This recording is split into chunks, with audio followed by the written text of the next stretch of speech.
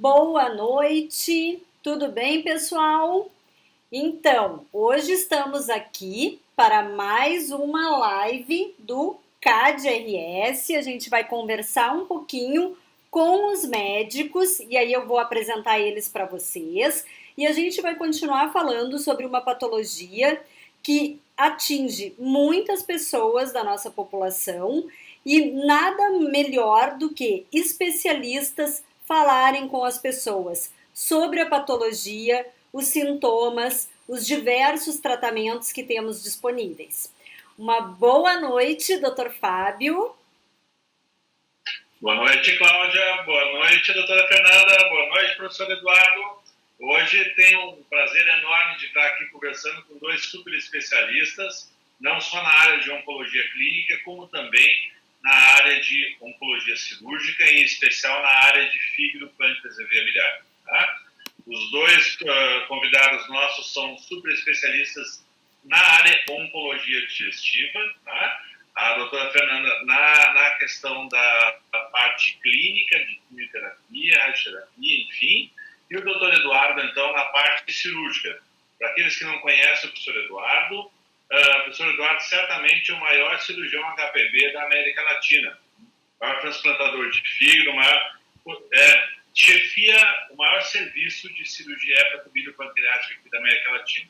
Mas mais do que isso, é meu grande amigo e quiçá até irmão, né, de longa data. Então tenho uma grande admiração pelo Eduardo, que tem uma experiência fenomenal em termos de doenças do fígado, pâncreas e veia biliar.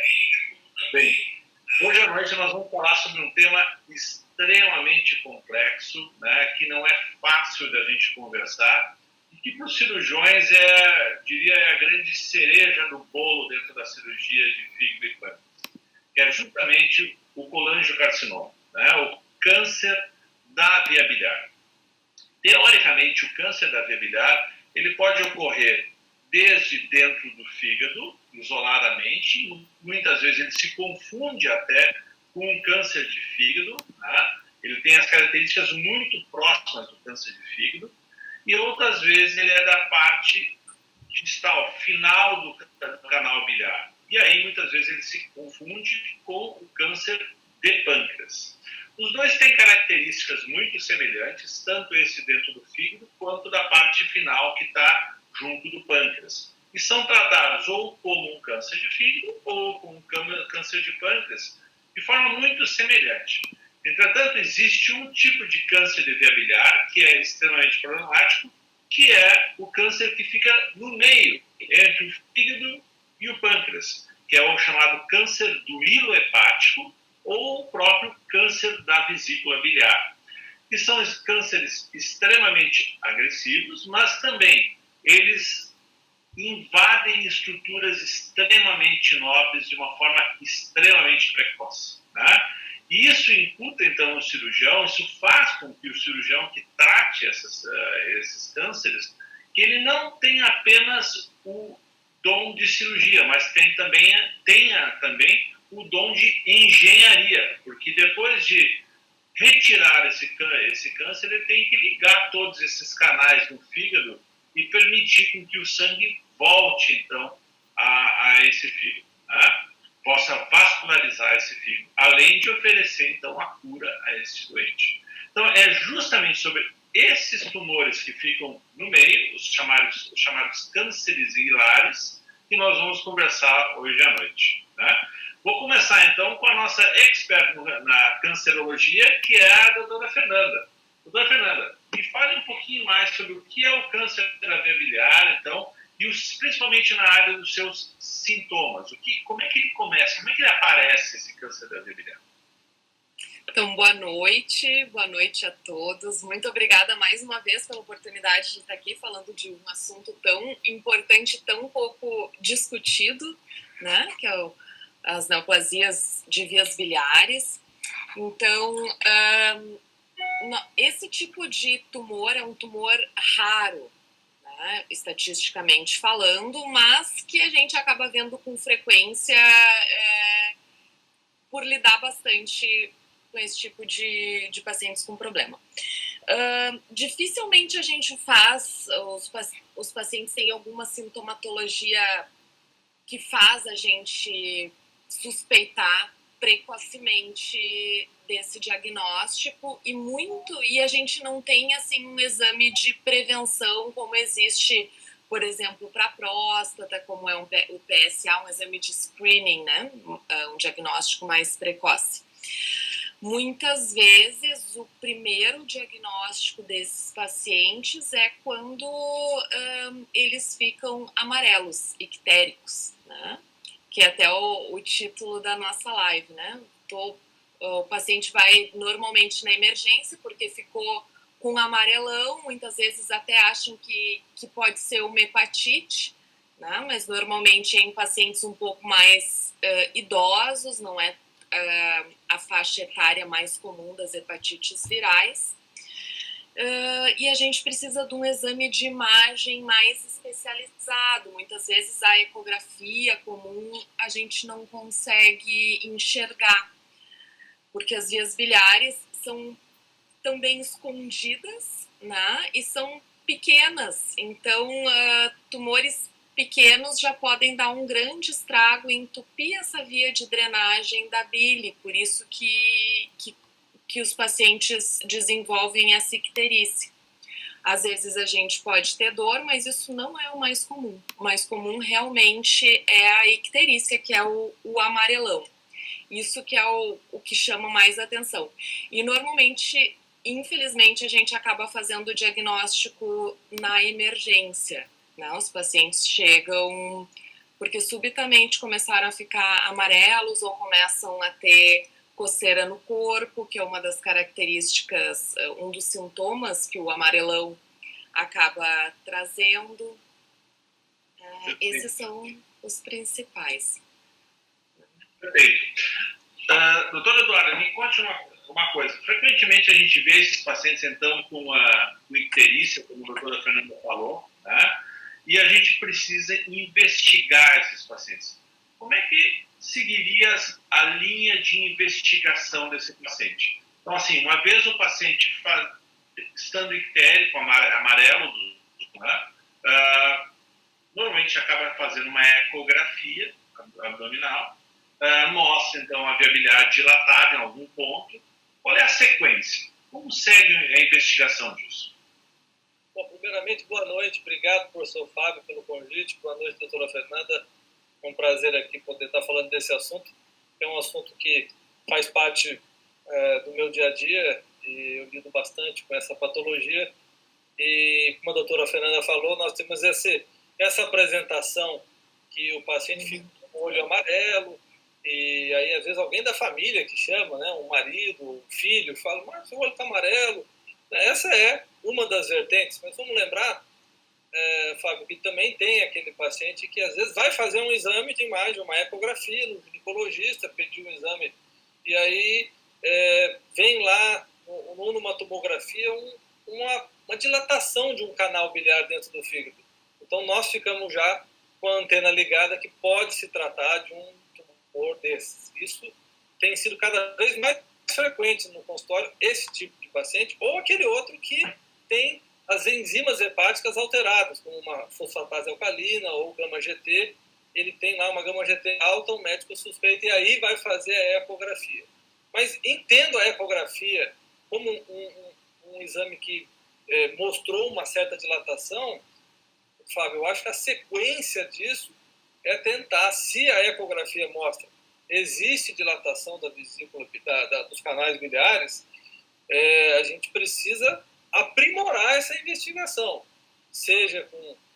depende às vezes o paciente está num hospital, numa clínica, numa cidade que não tem o recurso.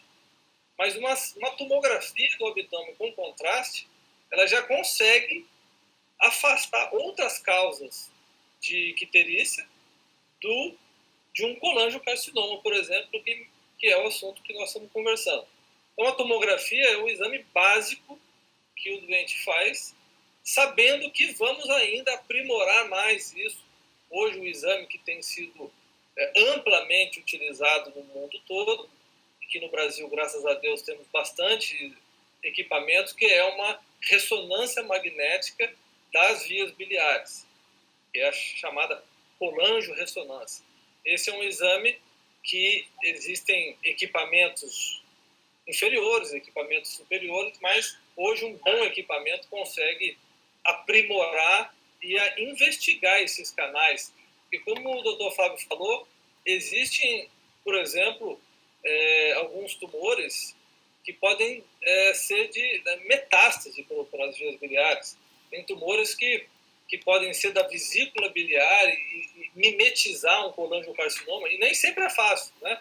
Ontem mesmo, quarta-feira, eu operei um paciente que era isso, era um câncer de vesícula que parecia, né, que era um colangiocarcinoma, mas quando a gente entrou e abriu, não era. Então, é muito comum essas minúcias. Nós temos que investigar. A ressonância magnética hoje é um exame que, sem dúvida nenhuma, qualquer especialista hoje vai pedir esse exame para poder investigar, avaliar a profundidade, se o tumor cresce mais para um lado do fígado, se cresce mais para o outro, ou se ele está só no meio do canal, né? A gente usa hoje uma classificação que o cirurgião especialista usa, que ele quer saber, né? Hoje tem uma classificação que a gente classifica grosseiramente em 4 tipos. A gente quer saber qual é o tipo, para saber se a cirurgia vai ser A, B, C ou D, né? Então, esse exame, Fábio, eu acho que é o fluxograma normal, né? Perfeito. Bem, acho que colocaste muito bem essa questão dos exames. Muitas vezes o diagnóstico é feito na alteração de um exame no paciente em check-up, né? Então, a gente tem visto isso cada vez mais, né? As pessoas se cuidam mais, elas se previnem mais, fazem mais check-ups. Muitas vezes até esses check-ups são exigidos de forma corporativa. Tem N empresas hoje no Brasil que demandam dos seus funcionários que todo ano façam exames, né? E essa lesão, quando ela ainda é precoce, no paciente não está amarelo do olho, ela altera apenas os exames laboratoriais, que é justamente a fosfatase alcalina e a gama-GT, e aí então inferindo a possibilidade de um colangiocarcinoma, um câncer da via biliar. Mas todo mundo logo corre para a internet. Esse é o grande ponto, que quando a gente está no consultório e vê os pacientes assim: doutor, eu já li sobre isso, li sobre aquilo, e hoje os pacientes querem de qualquer maneira o tal do PET, né? E aí, Fernanda, quando fazer o PET nesses pacientes, né? Então, uma das primeiras perguntas, mas doutor, o senhor tem certeza que se a gente fizesse um PET, não seria melhor? Então, só antes vou esclarecer o que eu falei da ecografia, né? Eu tenho viés de oncologista de precisar ver o tumor, né? A ecografia Sim. não faz o diagnóstico, mas é um exame realmente que auxilia e pode ajudar no diagnóstico precoce quando identifica a dilatação da via biliar, né? Mas assim, o PET, ele não é um exame indicado de rotina, nem é o mais sensível, né? Muitas vezes ele pode não mostrar, porque o tumor com menos agressividade, ele pode ter não marcar muito bem no PET, e também não é um exame que nos ajuda muito a identificar a agressividade local. Mas ele pode nos ajudar muito na identificação de metástases à distância e em até 30% das vezes pode mudar a indicação de uma cirurgia, né? Então, talvez o melhor momento para a gente poder fazer um PET é no início, quando a gente está no planejamento do tratamento, né? Como as lesões, a gente precisa de um diagnóstico melhor para poder planejar, é uma cirurgia delicada, né, para justamente ter que ligar todas essas artérias, veias, vias biliares, e poder fazer um planejamento bem feito, e a indicação cirúrgica, que a gente sabe que é o principal tratamento curativo, acho que o único, inclusive, tratamento curativo para o paciente, precisa estar bem indicado é uma cirurgia bem agressiva, né? A gente não deve submeter um paciente a uma cirurgia tão agressiva assim, se ele já não tem a possibilidade de retirar a maior parte da doença com possibilidade curativa. Então, ele não é o único exame para poder estadiar o paciente, para a gente poder saber a extensão da doença, mas ele nos ajuda a poder definir a extensão a nível sistêmico, né, do corpo todo do paciente. Então, acho que no momento de definir, no planejamento do tratamento do paciente antes da cirurgia, é o melhor momento para a gente fazer. Ele não é um exame indispensável, mas é um exame desejável se a gente tem acesso. Mas o tratamento não depende exclusivamente do PET para a gente poder realizar o tratamento.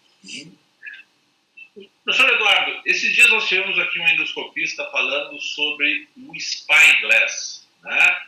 Ele nos mostrou filmes, a utilidade do Spyglass justamente não só nos cálculos da via biliar, nas pedras do canal biliar, mas também nos cânceres da via biliar.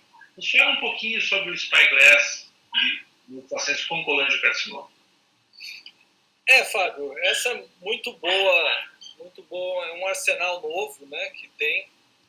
Nós já estamos usando o Spyglass aqui no Rio de Janeiro uns 3 anos, mais ou menos, que a gente começou a fazer.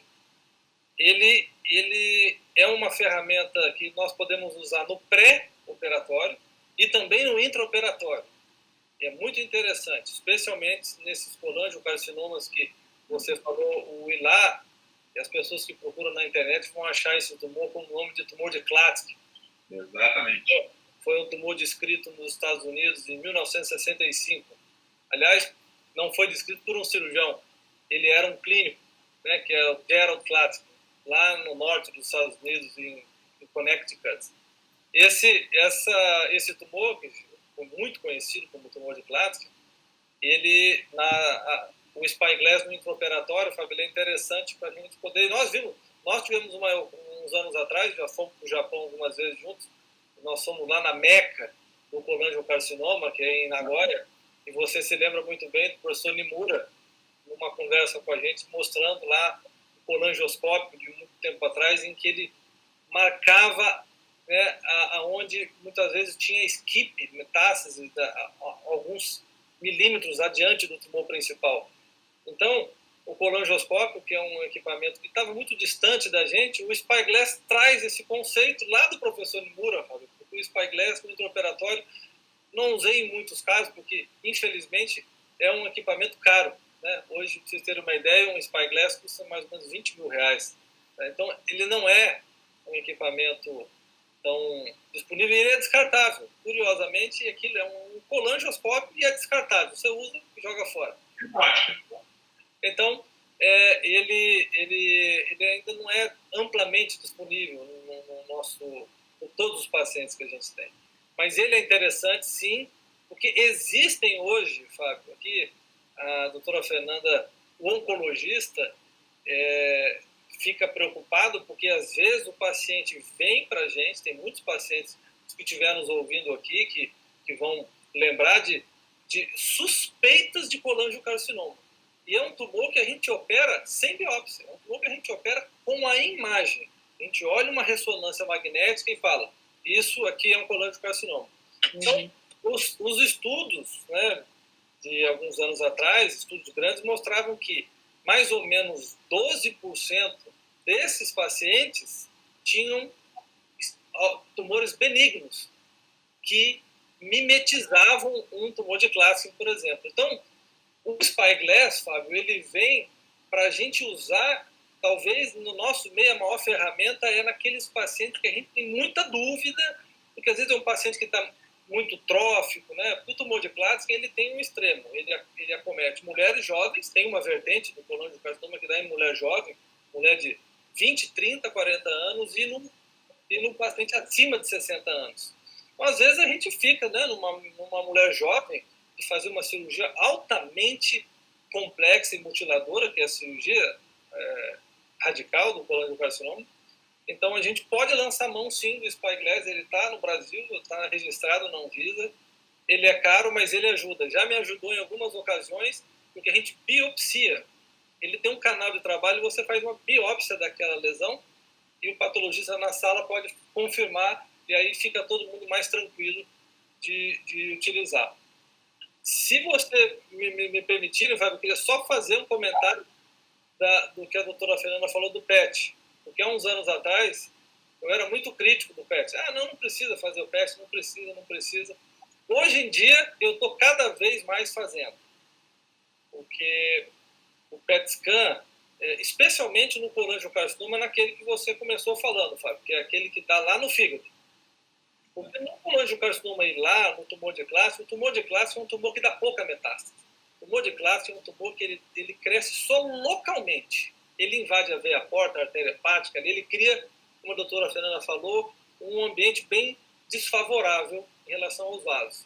Mas ele dá pouca metástase. É raro a gente ver um colangiocarcinoma, um tumor de classe que apareceu com metástase pulmonar, com metástase... Não é a característica desse tumor. O colangiocarcinoma intrahepático, não. Ele é outra doença. Ele, sim, ele dá metástase, né? Eu vou amanhã operar uma paciente que a gente fez um esforço para fazer o PET, porque o PET scan, Fábio, infelizmente, ele ainda não, para colangiocarcinoma, ele não está no rol. Os convênios não são obrigados a pagar o PET. Então, o paciente tem que fazer um esforço, né? Tem um convênio e ele tem que pagar o PET lá 3, 4, 5 mil reais, dependendo do lugar. Então, é um recurso expressivo no nosso país hoje, um recurso desse. Então, agora, se possível, o PET ajuda. Ele ajuda para poder identificar uma doença que a gente não esteja vendo e que a gente poderia tratar inicialmente com quimioterapia e não com a cirurgia. Então, como a doutora Fernanda, eu concordo plenamente com isso. Ele ajuda a gente a traçar o futuro do paciente aqui, aquela decisão que vai operar primeiro ou vai fazer quimioterapia. Então, a conversa é muito boa. É muito... aliás, é tema, né, Fábio, de congressos. Isso nós estamos conversando aqui que se discute em congresso altamente especializado desse assunto. Um dado interessante, só para a gente complementar e para quem está nos escutando assim, ter ideia da dimensão da história toda. Na verdade, o Spyglass, como tu colocaste, o professor Nimura foi o precursor disso, ainda lá nos anos 80, lá no início, né? Ele inventou uma fibra ótica lá que entrava na via biliar, ele fazia isso durante a cirurgia, ou funcionava o fígado e colocava através de um trajeto direto da pele para o fígado, né? Mas, além disso, a gente pode fazer esfregaço, citopatológico, pode colocar catéteres para drenar o fígado, né? E isso é toda uma preparação antes de uma eventual cirurgia que isso aí nos permite. Mas é tecnologia. Uma vez nós passamos os pacientes em Nagoya, nós passávamos os pacientes e o professor dizia assim, esse paciente tem que fazer um Spyglass. Aí a gente passava mais 4, 5 pacientes, o paciente já estava lá fazendo o Spyglass na volta. Para eles é uma coisa tão rotineira e tão simples, né? Mas isso faz parte da estrutura do país que nos permite com maior ou menor facilidade isso, né? Bem, mas acho que um dado importante, até para nós centrarmos a discussão na questão dos cânceres do hilo hepático, ou seja, da meia distância entre o fígado e o pâncreas, né? A gente colocou agora há pouco colocasse sobre a invasão que se faz, especialmente local, né? E uma das coisas que a gente vê com muita frequência é um paciente vir no consultório com uma certa pecha ou já um diagnóstico firmado em cima, que esse paciente não poderia fazer qualquer cirurgia porque o tumor estaria invadindo os vasos. A minha pergunta é assim, isso é frequente invadir os vasos, esse tipo de tumor? E se o tumor invade os vasos, doutora Eduardo, é possível ressecar o tumor? Ainda assim, dá para se tirar o tumor e o paciente ter alguma chance de cura? Fábio, foi a pergunta de $1 milhão, né, um tempo atrás.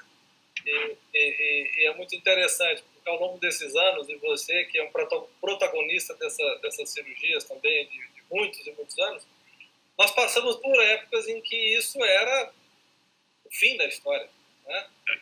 E a gente olhava a experiência, especialmente dos japoneses, em que não existia o fim da história. E os japoneses mostraram, tá, e tem consistência de ciência, né? Nós estamos agora, a população está ávida pela ciência. Então, essa sua pergunta tem evidências da ciência mostrando que a presença ou não da invasão do vaso não muda o destino, a sobrevida do paciente. O que muda é o treinamento do cirurgião, né?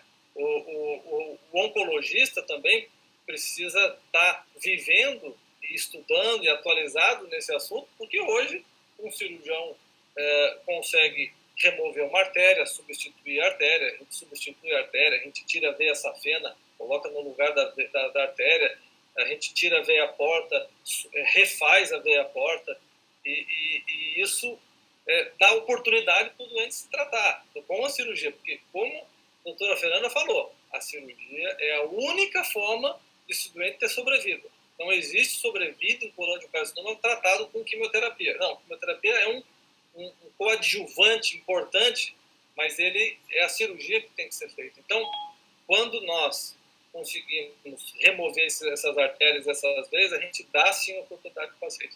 E é o que nós temos feito hoje, Fábio. Aqui nos nossos números, cerca de 90% dos pacientes com o tumor de Klatskin, eu vou chamar ele assim, isso é uma referência a esse tumor que é amplamente conhecido.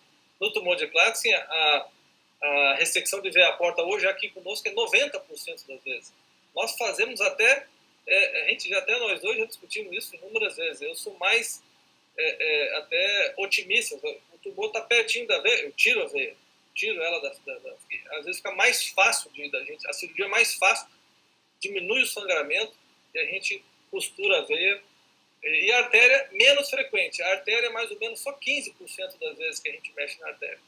Mas é muito frequente, Fábio, a ressecção da veia, e ela não muda, gente. No tumor de Klatskin, como ele tem essa característica de invadir localmente, às vezes a gente entra ali no fígado, o ilho hepático, ele está dominado, o tumor dominou o ilho hepático. Então a gente nem chega no tumor, a gente trabalha com os vasos antes de chegar no tumor, depois do tumor, tira o tumor e reconstrói os vasos. Então, nós já superamos essa discussão. Mas é claro, como você falou, nosso país é muito grande. E é comum, né, a gente receber pacientes que o oncologista falou, olha, não tem mais nada para fazer. Foi num cirurgião geral ou num cirurgião que não vive esse problema, e ele, obviamente, isso é uma cirurgia muito especializada, né, e o cirurgião já categoriza esse paciente como paliativo. Então, eu sempre acho... E é comum também, Fábio, aí no Sul, você também já mostrou isso, é muito comum o paciente chegar, às vezes, com várias próteses e ele está tratado com uma prótese metálica, e ele fala, olha, não, o paciente já está aqui há 8 meses. O que acontece com as famílias, Fábio, é assim, o paciente foi taxado como irressecável, aí ele foi lá e botou uma prótese. Mas passou um ano, o doente está bem, está com a prótese, aí começa a pensar assim, ou até o próprio oncologista, mas a gente falou que ele era irressecável, mas ele está bem, está forte, está comendo. Aí começa a despertar, será que não é bom a gente levar num médico mais especializado para ver? Então é comum a gente pegar um doente que ficou bastante tempo com a prótese, ali perdendo tempo com a prótese, muitos fazendo até quimioterapia ali, e a gente conseguiria operar esse paciente. Perfeito. Pois é, o senhor não imagina, doutor Eduardo, a gente não trabalha juntos por uma questão geográfica, né? Mas não imagina como me dá a felicidade de ouvir. Doutor Fábio aí. Sim, eu sei, doutor Fábio. Sim, por isso que nós temos essa afinidade, assim. E eu acho que a gente vem aprendendo isso dos outros tumores e como é importante cada vez mais a gente sentar antes de fazer qualquer procedimento no paciente, de nós sentarmos e discutir a melhor estratégia do tratamento multidisciplinar desse paciente. Porque eu acho que isso a gente está aprendendo do pâncreas também, que o objetivo principal, acho que é tentar tornar o paciente operável. Né? Se a gente não consegue fazer a cirurgia num primeiro momento, tentar viabilizar isso E até assim, porque clínico não entende de cirurgia, ainda mais onde tem um monte de vasos, né? A gente quer que saia tudo, mas eu não sei indicar a cirurgia. Então a gente precisa de vocês e traçar essa estratégia é tão importante para a gente poder fazer tudo isso junto para melhorar a sobrevida e a qualidade de vida dos nossos pacientes e aumentar as taxas de cura, né? E tá numa equipe especializada, uma equipe que conversa, que não fica, que tem objetivos em comuns e que não tem medo de ousar e de não poupar uma veia para poder fazer uma cirurgia um pouco mais agressiva, né? E poder ter um resultado um pouco melhor, claro que sem botar em risco a vida do paciente, tudo isso de uma maneira segura. Eu acho que isso que é o que faz a diferença e é o que a gente está vendo da mudança do tratamento dos pacientes com câncer, porque eu sou formada há 20 anos, daqui 2 dias faço 20 anos de formada. Quando eu me formei, colangiocarcinoma era quimioterapia paliativa por alguns meses e nem tinha muita quimioterapia para fazer, né? A gente nem pensava muito em cirurgia e hoje a gente está aqui discutindo opções terapêuticas para esse paciente. Então é uma grande evolução e eu fico muito feliz de ver minha especialidade evoluindo desse jeito com a ajuda, né, de todas essas, de vocês, dos cirurgiões, dos exames de imagem, da radiologia intervencionista. Acho que tudo isso está agregando melhora para o tratamento dos pacientes e quem se beneficia com isso são nossos pacientes, né? Sem dúvida. E, Fábio, esse assunto do colangiocarcinoma, você veja que isso tem um estudo muito interessante agora de 2018 que os americanos fizeram um estudo epidemiológico mostrando esses tumores na década de 60, 70, 80, 90 nos anos 2000. Então, é assim o gráfico. Então, o colangiocarcinoma não é mais um tumor raro. Ele é um tumor que a gente olhava lá assim, no tumor, nos livros, textos antigos, falavam 2 casos a cada 100 mil habitantes ano. Hoje são 10 casos. Esse tumor, ninguém sabe por quê, se tem as influências ambientais da nossa alimentação, essa alimentação, estilo de vida das pessoas, que certamente tem algum papel nisso tudo, mas tumores, o colangiocarcinoma intrahepático também é um tumor. O colangiocarcinoma distal, que era raro, hoje a gente vê mais. Então, a incidência desses tumores hoje, elas são muito expressivas na população. Ele muitas vezes é confundido com outros tumores, ou próprios tumores do fígado ou os tumores do pâncreas. Muitas vezes ele fica na confusão com essas lesões, né? Mas eu acho que um dado bem interessante é que até mostra isso, o grau de evolução em termos de tratamento disso aí. Até quero perguntar uma coisa para a Fernanda daqui a pouco, mas quando a gente olha, Eduardo, as taxas de ressecabilidade, por exemplo, que existiam há 20 anos atrás e a ressecabilidade que nós temos hoje. Então, nós tínhamos ressecabilidades de 20%, 30%, que é a regra ainda na grande maioria dos lugares, né? Ou seja, de cada 10 pacientes, apenas 2, 3 se conseguem operar. A grande maioria tem isso como regra. Mas à medida que esse paciente ele fica tratado por um serviço extremamente especializado em fígado, essas taxas conseguem chegar a 60%, 70% de ressecabilidade. Lá em Nagoya era 70%, 80% de ressecabilidade nesses pacientes. Ou seja, cada 10 pacientes, 7 a 8 a gente consegue levar à cirurgia. Eu acho que isso foi uma grande mudança que houve. E agora, isso que eu queria ouvir a Fernanda também falar um pouquinho. Fernanda, assim, hoje cada vez se fala mais na quimioterapia chamada neoadjuvante. Antes, nós cirurgiões quase que abominávamos isso há um tempo atrás, né?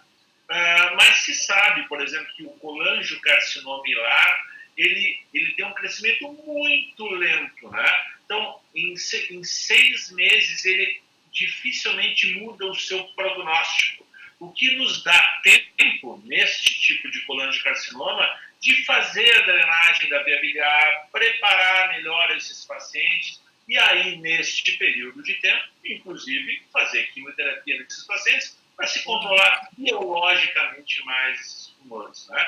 Quando eu e o Eduardo fomos, aliás, o Eduardo já tinha ido, inclusive o Eduardo morou algum tempo lá no Japão, mas quando eu fui alguma das vezes com ele, eu fui para descobrir no Japão qual era o segredo, qual era a mágica que os japoneses tinham para ter um resultado tão fantástico nesse tipo de tumores. E aí o que a gente percebe claramente de imediato é que eles não têm pressa para este tipo de tumor. Né? Então eles preparam melhor o paciente, eles operam todos os pacientes sem estarem amarelos, né? Sem ter a presença da icterícia, então eles drenam a viabilidade desse paciente. E agora, mais recentemente, a questão quimioterapia antes da cirurgia. Como tu vês o papel da quimioterapia antes da cirurgia desse tipo de tumor? Olha, eu tenho o viés de ser um oncologista, né? Eu sou uma defensora da quimioterapia e tenho visto a evolução do desenvolvimento dos remédios, dos quimioterápicos e agora do imunoterápico, drogas-alvo. Então, cresceu muito o nosso leque de opções de tratamento. Ainda para colangiocarcinoma, a gente não tem, apesar do aumento da incidência, a gente não tem um volume expressivo de pacientes como existe para mama, para próstata ou para pulmão, que a gente consegue fazer estudos em 1 ano, 2, e recrutar muitos pacientes e ter respostas rápidas sobre funcionar ou não os tratamentos. Para colangiocarcinoma isso é um pouco mais lento e a gente empresta muito do conhecimento do pâncreas, né, dos estudos de pâncreas, mas já existem alguns estudos, sim, a gente tem resposta com quimioterapia, tem alguns estudos até com drogas-alvo e também agora com imunoterapia. Cada vez mais. Inclusive, nós temos aqui em Porto Alegre, no Hospital de Clínicas, um estudo coordenado pelo professor Mário Reis, que está recrutando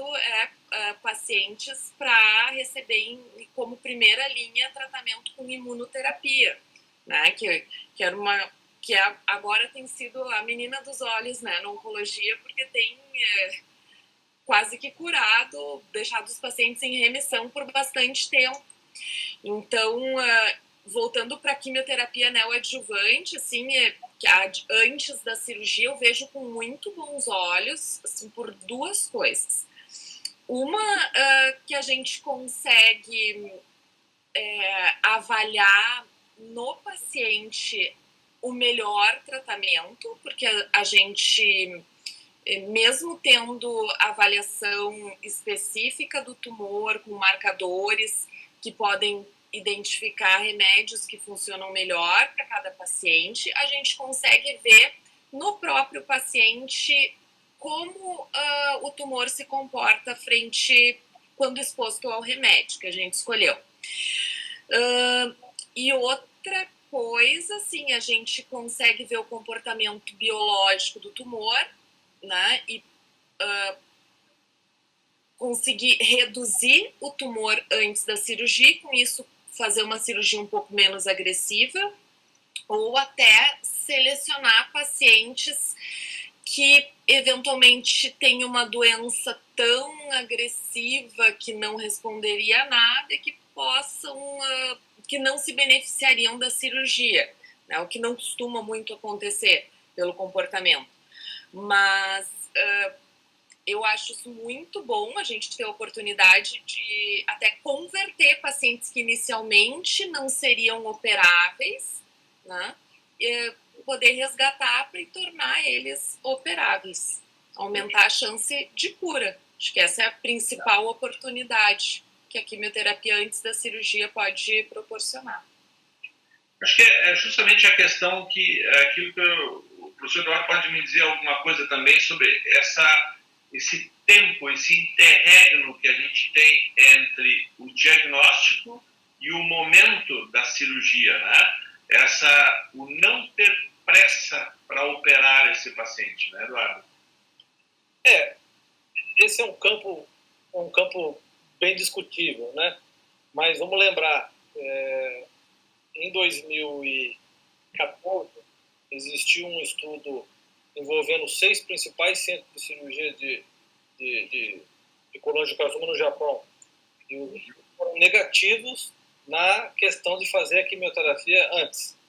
E esse estudo foi apresentado em 2018 no Congresso japonês, nós estávamos presentes, então, assim, não ganha nenhum entusiasmo no Japão fazer quimioterapia antes no colangiocarcinoma e lá, o tumor de Klatskin.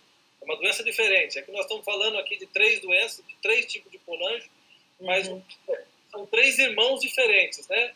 São tudo filhos do mesmo pai, mas são irmãos, e a gente sabe que às vezes os irmãos são bem diferentes um do outro, né? E aqui no colangio deixa de ser diferente. E o tumor de Klatskin não se mostrou diferente. E na Coreia do Sul, que foi um estudo da Seoul National University, junto com a Zan Medical Center, também foi um estudo negativo de fazer neoadjuvância no colangiocarcinoma. Pelo contrário, a diferença foi muito pior de sobrevida, porque esses doentes ficaram perdendo a oportunidade da operação. Agora, é óbvio que tudo na vida é à la carte. A gente tem que ter o jogo de cintura de entender que um doente é diferente do outro. Existem doentes que podem se beneficiar. Por exemplo, aquele doente que fez um PET que tem muito linfonodo positivo. Essa é a vantagem do PET no colangio, é avaliar linfonodo. Vamos lembrar que no colangiocarcinoma hilar, no tumor de Klatskin, 60%, 60% vão ter metástase em linfonodos quando você faz o diagnóstico, né? É alto. É claro, se um tumor menor é menor, mas em números gerais é 60%. Então a gente poderia pegar um doente que possa ter um linfonodo numa estação linfonodal mais distante e a gente fazer uma neoadjuvância para fazer isso que a doutora Fernanda falou. Vamos ver como é que se comporta, para a gente não fazer uma cirurgia muito grande, porque tem um linfonodo lá na região intercava aórtica, no reto peritônico, que dá positivo. Então, poderia sim ser uma arma nesses casos. Agora, a cirurgia, o paciente que tem tumor de Klatskin, ele tem essa vertente, e nós aprendemos isso com os japoneses, que ele tem um tempo. A gente não é igual pâncreas. Pâncreas, vamos ter que fazer uma outra live, Fábio, só para o pâncreas, porque o pâncreas é um raciocínio, é um tumor completamente diferente. Um está aqui, o outro está aqui. É um tumor muito diferente. E o pâncreas nós não temos tempo para perder. No colangio, você tem um pouco mais de pulmão para poder deixar a cirurgia. Como você falou muito bem, é um tumor de crescimento mais lento, exceto nas mulheres jovens. Os coreanos mostraram que o tumor de Klatskin em mulher jovem, ele tem uma progressão mais rápida do que naquele paciente com 60, 70 anos que tem tumor de Klatskin. Então, agora, vamos lembrar que eu, por exemplo, quando eu fiz minha formação nos Estados Unidos, eu vivi o transplante de fígado no tumor de Klatskin, que é uma coisa que a gente agora, Fábio, se me permite comentar aqui, claro. A gente está retomando aqui, a gente está, inclusive, com um projeto aqui que está em aprovação, aqui o projeto já foi aprovado na Câmara Técnica Nacional e nós vamos começar a fazer transplante de fígado. Já tem um paciente em preparo, que é transplante de fígado no tumor de Klatskin.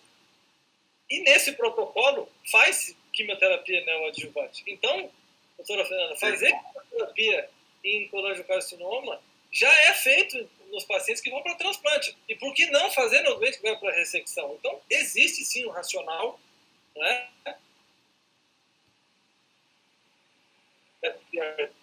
Mais. Eu entendo, guarda a tua. Eu sou aberto para. Está ouvindo? Estamos ouvindo agora. Trancou um pouco a transmissão, mas estamos ouvindo. Eu estou bastante aberto a gente avaliar todas as em alguns casos.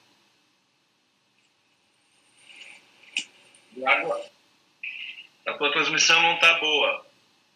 Ela está trancando um pouco. Talvez seja o momento. Agora voltou. Né?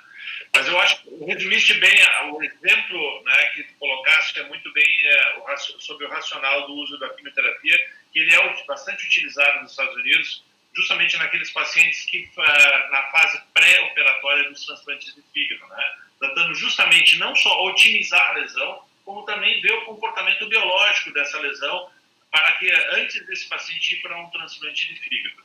Mas uma das coisas que eu queria te perguntar, que é uma situação bem comum que a gente vê, né, que é comentários do tipo, poxa, o doutor me disse que o tumor não sai porque eu não tenho fígado suficiente. Como tu lida com esses pacientes que o paciente chega e o tumor ele invadiu um lado do fígado e o outro lado não é suficiente? Quais as possibilidades que esse paciente tem? Ele tem alguma chance?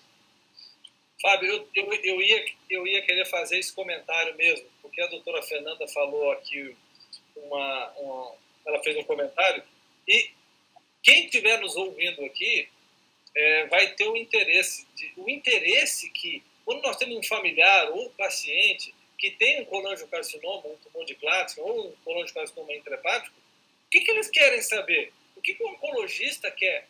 Vem cá, essa cirurgia é segura? Como é que é, né? O oncologista também não quer entregar um doente para o cirurgião e dizer, olha só, tem muito risco, a gente não quer, porque a gente faz a químio. Então, hoje em dia, nós cirurgiões trabalhando nesse tumor, nós sofisticamos esse processo, porque nós não queremos risco, nós também queremos minimizar o risco, né? As pessoas que estiverem nos ouvindo aqui tem que ter esse entendimento que nós temos recursos hoje para pegar um tumor que esteja invadindo uma parte importante do fígado. A gente tem hoje ferramentas para fazer com que a cirurgia seja segura. Quais são esses passos? Primeiro, hoje, com a sofisticação da imagem, a gente faz uma tomografia com contraste específica e a gente faz a cirurgia simulando essa cirurgia no computador. Então, a gente vai num software aqui, a gente faz um modelo no computador e a gente traça a operação. E no final da cirurgia virtual, a gente fala, olha, fazendo essa cirurgia aqui, nós vamos ter que remover 80% do fígado. Ele não aguenta fazer essa cirurgia. Então, hoje, doutora Fernanda, a gente tem como responder isso? Olha, não dá para operar isso porque o tumor sai, mas o paciente não sai do pós-operatório. Né? A gente tira muito fígado. Então, nós podemos, com esses exames hoje, né, nós estamos trabalhando agora aqui, Fábio, no processo, uma pesquisa, que a gente vai fazer essa cirurgia como se fosse no PlayStation, no joystick. A gente vai fazer a cirurgia, simulando a cirurgia para a gente treinar a operação, né, que é o que os pilotos de avião fazem, né, eles fazem um double check, a gente está fazendo validando esse modelo no joystick, e a gente vê o que a gente vai enfrentar no meio do caminho da cirurgia, que ligar quais artérias, quais veias, e a gente pode chegar no final e falar, olha, não dá para fazer a cirurgia direto. Podemos hoje lançar mão de fazer um desvio do sangue da veia porta, que, né, a veia porta é a veia que traz a vida para o fígado. Sem veia porta não tem vida, né? É como diz o Dr. Daniel Azoulay, no martini, no party, no portal flow, no liver. Ou seja, a veia porta que traz a vida. Então, a gente pode fazer um desvio temporário desse sangue para aquela parte saudável do fígado, esperar 2 semanas, 1 mês, 2 meses, aquilo engorda o fígado, aumenta o fígado, e a gente vai lá depois e opera. Então, todos esses processos hoje, Fábio, e você faz muito isso aí em Porto Alegre, vocês têm muita experiência na embolização da veia porta, né? Hoje temos cirurgias, que a gente faz cirurgias, e tem uma cirurgia que você também foi um dos pioneiros aqui no Brasil, em conjunto conosco e com mais alguns outros amigos lá do Maranhão, de São Paulo, de fazer a cirurgia de Alpes, que a gente corta o fígado no meio, desvia o sangue, 15 dias depois reopera o paciente para dar tempo do fígado crescer. Então, todas essas ferramentas são para, doutora Fernanda, para a gente não correr tanto risco, minimizar, que é o que o paciente quer. O paciente não quer, né? É você que quer atravessar uma avenida e de olho fechado e pode ser atropelado. Então, a gente quer hoje poder olhar quando vai atravessar a rua para não ser atropelado. E é mais ou menos isso que hoje a gente tem essas ferramentas disponíveis hoje no país para fazer uma cirurgia mais segura e devolver o paciente depois para o oncologista fazer a continuidade do tratamento. Esse é o nosso objetivo principal. Estou certo, Fábio? Perfeito, acho que resumiste muito bem, acho que todo o processo cirúrgico desse tipo de tumor, Eduardo. Doutora Fernanda, como é no pós-operatório? Esses pacientes quanto à quimioterapia? Hoje, a gente antes estava falando justamente sobre a quimioterapia antes da cirurgia. Mas no pós-operatório ela tem se consolidado mais. Fale um pouquinho disso. Sim. É onde tem mais papel, né? A quimioterapia no colangiocarcinoma e depois das cirurgias. Pode ser feita de maneira adjuvante, né? E para tumores mais iniciais existe até a opção de quimioterapia em comprimidos com a capecitabina, com ou sem radioterapia. Tem também a quimioterapia infusional, dependendo do tipo de colangiocarcinoma, de qual dos irmãos, né, de colangiocarcinoma e qual a extensão do envolvimento, qual o estadiamento, né, o quanto enraizado o tumor estava, a gente tem opções de tratamento quimioterápico para depois da cirurgia. E que geralmente envolve 6 meses de tratamento com quimioterapia e aí com ou sem radioterapia. Tudo isso quando se faz uma cirurgia com intuito curativo, né? E para aumentar as chances de cura, para que a doença não volte. Esse é o tratamento de consolidação, né? Depois, se acontece da doença voltar posteriormente, ou no caso do paciente não ser candidato à cirurgia, ou ter doença já avançada ou metastática, aí o tratamento é exclusivamente com quimioterapia, né? Ou em protocolo de pesquisa que hoje estuda o uso de imunoterapia em primeira linha para esses pacientes. A quimioterapia já é aprovada hoje a imunoterapia em segunda linha, né, para pacientes que tenham alguma determinada característica, uma alteração de enzima de reparo, podem usar imunoterapia, mas para a primeira linha não está aprovada, só em protocolo de pesquisa. Perfeito. Mas isso já foi um grande avanço na questão da quimioterapia adjuvante, o uso em segunda linha, né? Então a gente passa a ter mais do que um armamentário, que teoricamente há 10 anos atrás não tínhamos nada, né, Fernando? Agora, assim, não temos uma linha, mas temos 2 linhas extremamente efetivas agora atrás, né? Sim, é o que eu ia dizer. Além de não ter nada, a gente não tinha pacientes que chegavam em condições de fazer uma segunda linha de tratamento, né?